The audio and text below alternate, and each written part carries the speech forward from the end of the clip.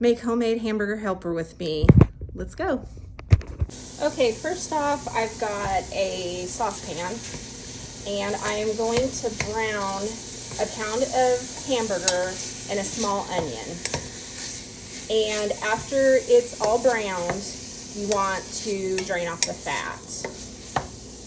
You don't need to add any seasonings yet to it. That will come in the next step. And I will be back after I finish this step. Okay, so my hamburger and onion is brown.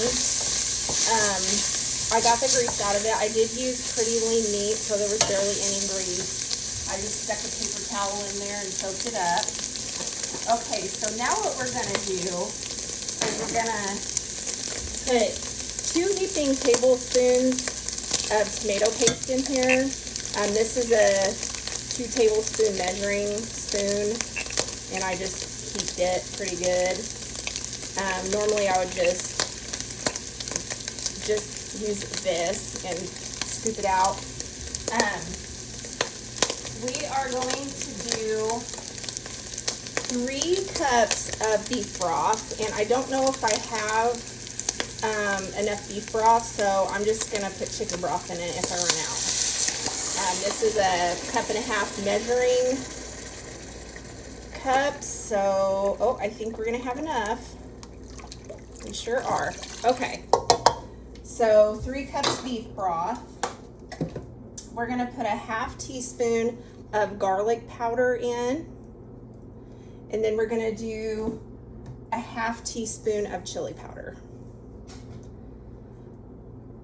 Okay, I'm just gonna give that a little stir before I put the macaroni in. I have elbow macaroni, and I have a cup dry macaroni uncooked.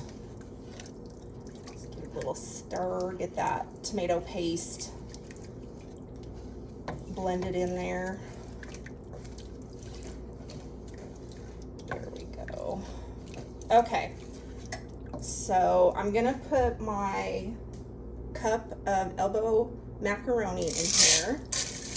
And so now what I want to do is I want to bring this to a rapid boiling, but then turn it down and simmer it for probably like 13-14 minutes.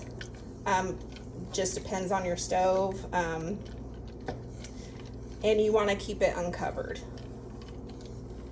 And we'll get that going, and I'll be back for the next step. Also, I like to add, be sure that you stir it every couple minutes so it doesn't get stuck and burnt to the bottom.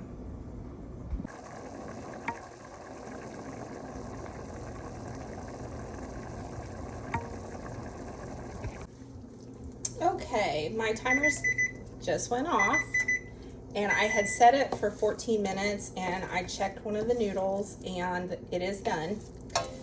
So what I'm gonna do is I'm gonna take it off the burner, and I'm going to sprinkle 2 cups of cheddar cheese, shredded cheddar cheese. I shredded it from a block. I'm gonna put most of it in there. I'm gonna use a little bit for garnish on top of my bowl, just a little bit. And I'm gonna stir it in.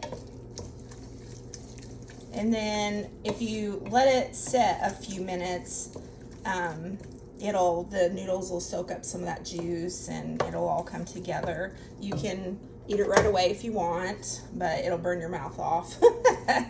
So I'd wait a few minutes, and I'll be back in just a minute to show you my finished product. All right, guys, it's all done. I would just leave out the salt and pepper to taste. I don't think it needs salt. My husband rarely salts anything. I do love pepper, but I probably love pepper more than the average person, so I'm gonna just add it to my own bowl. I do like eating bread and butter with it, It's so, so delicious.